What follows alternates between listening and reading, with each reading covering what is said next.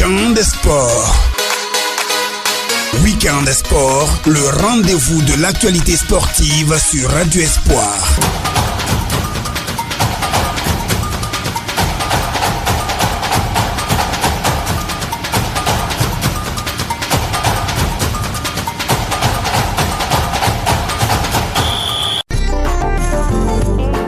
Commémoration de la Journée internationale des personnes handicapées. René Akanvou, président du COPASOCI, comité des parents d'athlètes du Spécial Olympique Côte d'Ivoire, invite les membres de l'organisation à Yopougon ce samedi 7 décembre 2024.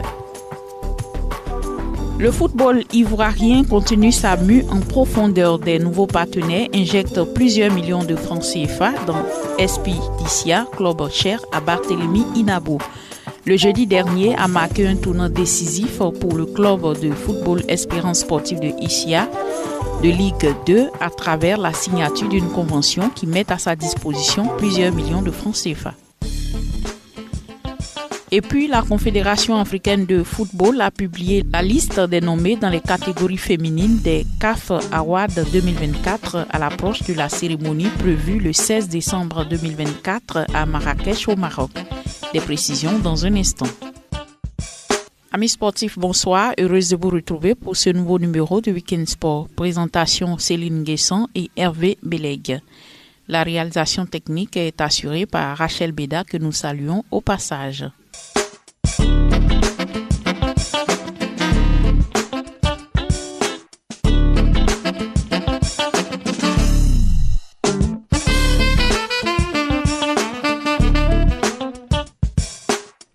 Parents d'athlètes SOCI et autorités invités à la commémoration de la Journée internationale des personnes handicapées. La Journée internationale des personnes handicapées est célébrée tous les 3 décembre. À l'occasion de cette commémoration, René Akanvou, président du COPASOCI, comité des parents d'athlètes du Spécial Olympique Côte d'Ivoire, a invité les membres de l'organisation à Yopougon ce samedi 7 décembre 2024. C'était lors des échanges avec la presse le mardi 3 décembre au CNRA à Cocody. Plus de précisions dans ce reportage d'Ano Gaza avec le récit de Lamidi Batoundé. Spécial Olympique Côte d'Ivoire célèbre ce samedi 7 décembre 2024 la Journée internationale du handicap à Yopougon à l'occasion de la commémoration de cette journée tous les 3 décembre de chaque année. Les précisions avec le président du comité des parents d'athlètes du Spécial Olympique Côte d'Ivoire, Dr René Akanvou. Il y a une journée internationale pour les personnes handicapées. L'handicap, c'est une incapacité. Ça peut être physique, intellectuelle ou bien morale. Nous nous intéressons au handicap intellectuel.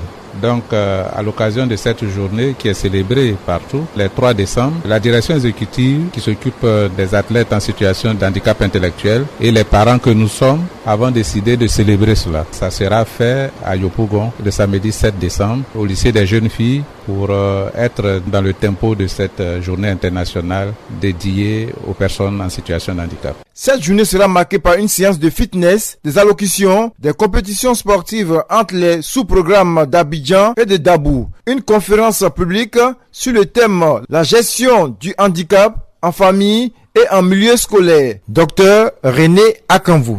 Je suis vraiment au regret de dire que ces enfants-là sont un peu laissés pour compte. C'est l'occasion d'éveiller les consciences. Et je souhaite que cette conscience-là soit éveillée au plus haut niveau, jusqu'au sommet même de l'État, pour que ces enfants-là soient pris en compte, que ces enfants-là honorent également la Côte d'Ivoire. Quand ils vont aux mondiaux de Spécial Olympique, ils rapportent des médailles. Ce sont des champions du monde. Mais jamais on a célébré ces enfants. Ils n'ont jamais reçu de villas ou de dizaines de millions. Donc, voyez-vous, ce sont des personnes qui ont besoin de l'attention du gouvernement, de tout le monde. Les statistiques nous disent qu'un enfant sur 6 est handicapé. Donc, c'est plus de 1,3 milliard de personnes. Le président du COPASOCI profite de cette journée pour lancer un appel à la sensibilisation et à la prise de conscience des droits des personnes en situation de handicap, particulièrement les enfants des Spécial Olympiques Côte d'Ivoire. Dr René Akanvou. Nous souhaitons que tous les enfants ne soient pas laissés pour compte, surtout ceux qui ont un handicap intellectuel. Donc les parents sont invités à venir. Yopougon, ça sera au quartier millionnaire, au lycée des jeunes filles. Et je profite également de l'occasion pour inviter les autorités de Yopougon. J'espère qu'ils seront là pour que ensemble on puisse célébrer cette journée-là dédiée à nos enfants. Soulignons qu'au cours de cette journée du samedi 7 décembre 2024, les instances du comité des parents d'athlètes des Special Olympics Côte d'Ivoire seront renouvelées.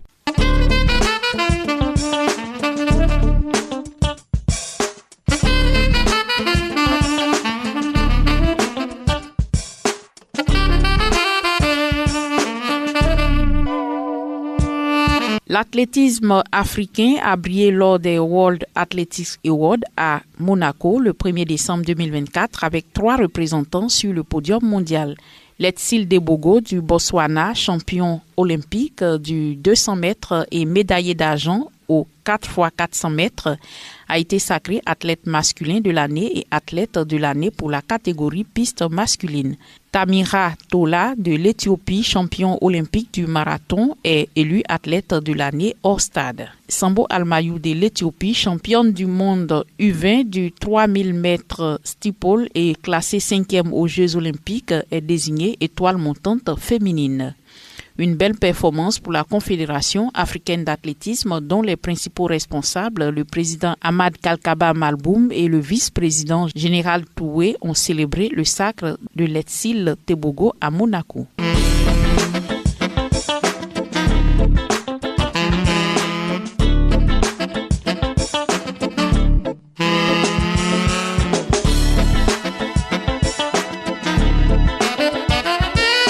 La saison régulière des championnats de basketball 2025 était à sa 3e journée le week-end dernier avec les premiers gros chocs de la saison.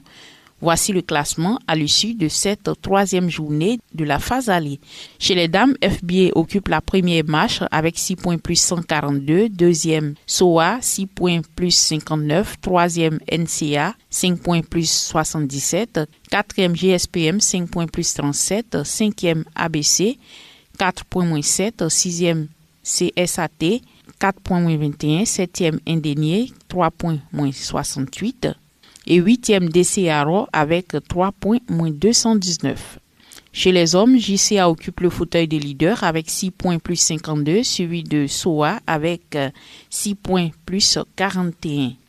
3e Abyss Snipers avec 6 points plus 18. 4e ABC, 5 points plus 51. 5e Global, 5 points plus 16. 6e Warriors, 5 points plus 9.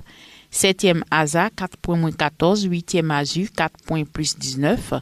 9e Hypersonics, 4 points moins 54. 10e RBC, 3 points moins 31. 11e CBA, 3 points moins 52. Et puis USTP referme la marche avec 3 points moins 54.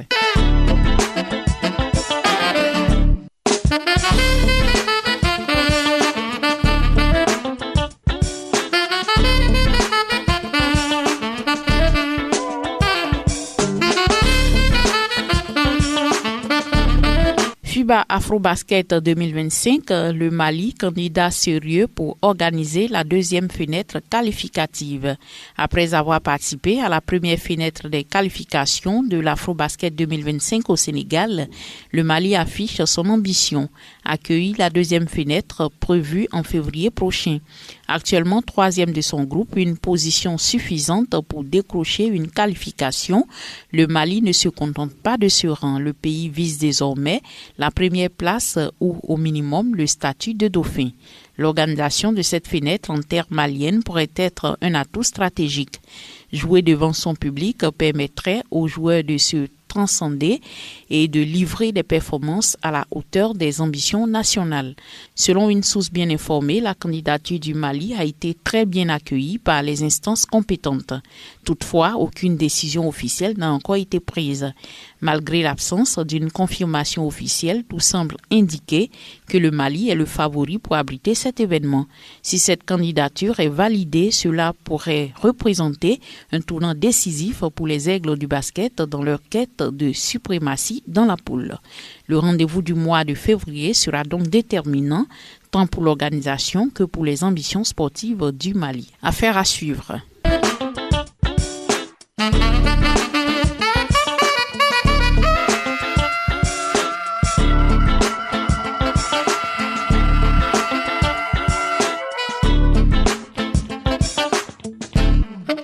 Le football football ivoirien continue sa mue en profondeur. Des nouveaux partenaires injectent plusieurs millions de francs CFA dans SP d'Issia, club cher à Barthélémy Inabo. Le jeudi dernier 5 décembre marquait un tournant décisif pour le club de football Espérance Sportive de Issia de Ligue 2 à travers la signature d'une convention qui met à sa disposition plusieurs millions de francs CFA. Hervé Meleg pour les détails. Ne dit-on pas que qui veut aller loin ménage sa monture? Eh bien, le Zagoté Club cher au célèbre journaliste Barthélémy Inabo Zouzoua, son président fondateur, fait sien cet adage. Il se modernise pour aller à la conquête de la Ligue 1 du championnat ivoirien de football. SP s'appuie désormais sur la société anonyme dont il s'est doté pour fonctionner comme une vraie entreprise. C'est cette dernière, SASP, ou bien Société Anonyme SP, qui gère désormais toutes les charges du club. Elle aura pour mission de doter EPSI d'infrastructures dont il a besoin pour sa croissance et l'épanouissement de ses joueurs. L'acte s'est traduit par la signature d'une convention entre nouveaux et anciens dirigeants. Messieurs Barthélémy Inabo Zouzoua et Souleymane Roudraogo Dissoulé passent respectivement président fondateur à président honoraire et manager général de EPSI. Monsieur Issouf Doumbia, actuel maire de Bingerville, devient le nouveau président directeur général de Espérance Sportive d'Issia, SP, et président du conseil d'administration de SASP, société anonyme avec 60% d'actions.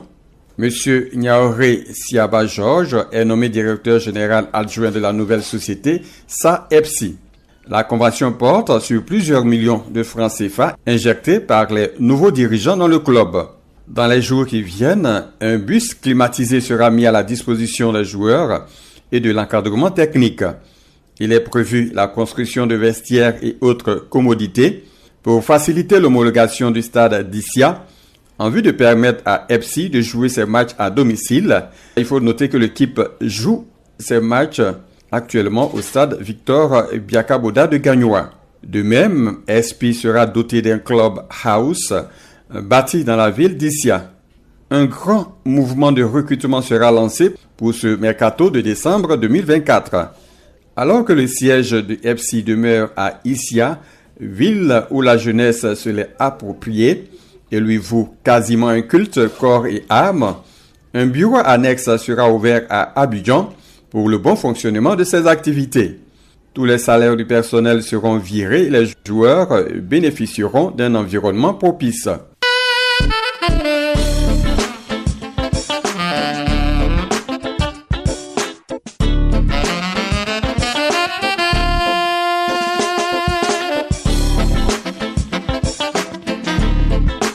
La 11e journée du championnat national de football Ligue 2 saison 2024-2025 se joue ces jours-ci. Dans la poule A, actuellement, se déroulent les matchs Espérance FC de Boaké et FIM au stade Annès de Boaké.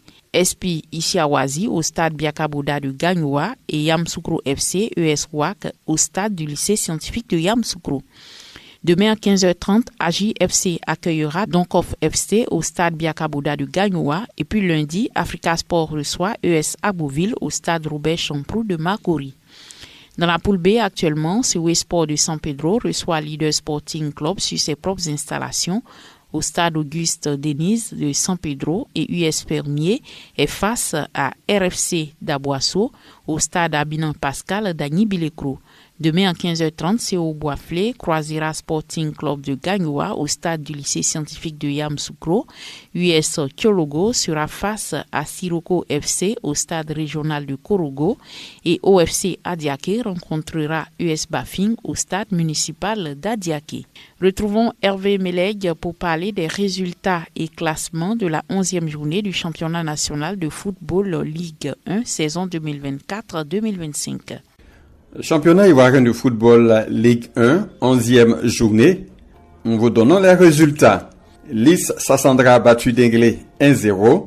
Et Sela Club et FC Mouna se sont neutralisés 1 but partout. Victoire de Zoma FC sur le Racing Club 2-1. Défaite de FC Oza face au CO Korogo 0-2. Défaite également de FC San Pedro face à AFAD, 2-3. Nul entre Sol FC et ASEC Mimosa, 1 but partout. Et défaite du Stade face à Boaké FC, 0-2. Et défaite également d'Issia face à SOA, 0-1. Ligue 1, classement à l'issue de la 11e journée.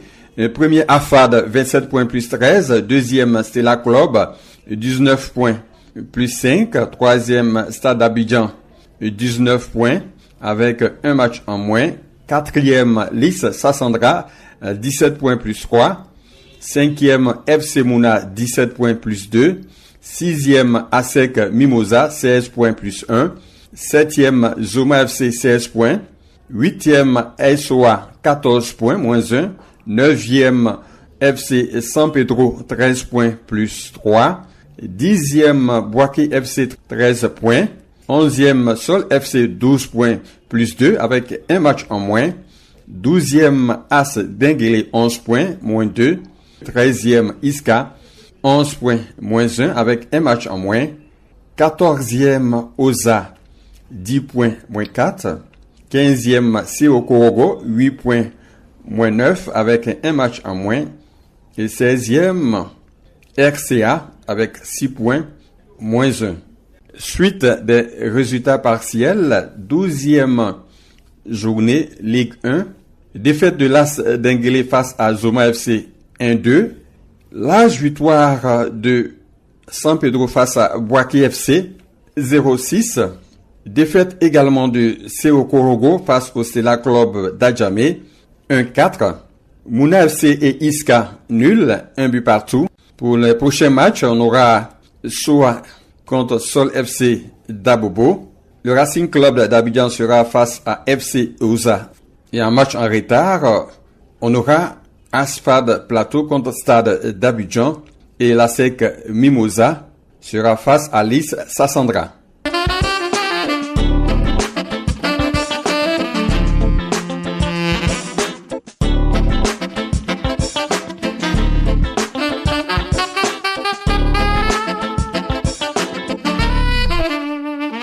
La CAF annonce les nommés pour les catégories féminines des CAF Awards 2024. La CAF, Confédération africaine de football, a publié la liste des nommés dans les catégories féminines des CAF Awards 2024 à l'approche de la cérémonie prévue le 16 décembre 2024 à Marrakech au Maroc. La CAF Award 2024 couvre la période de janvier 2024 à octobre 2024.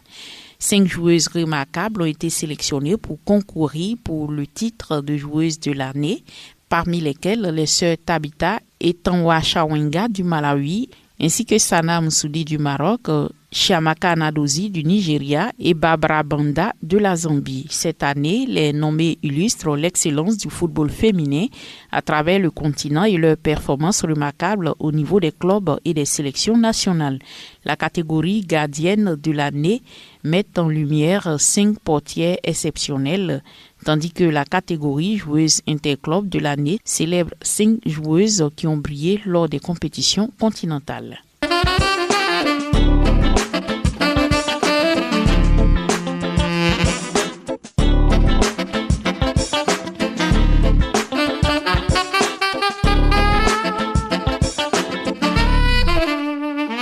Et puis le monde sportif doublement endeuillé. 2 décès enregistrés le mercredi 4 décembre. Il s'agit de Kassi Kouadio Lucien, ancien joueur du stade de la SEC et Africa, équipe nationale, et de Kone Abdoulaye, président du Denguélé d'Odiéné. Prions pour le repos de leurs âmes.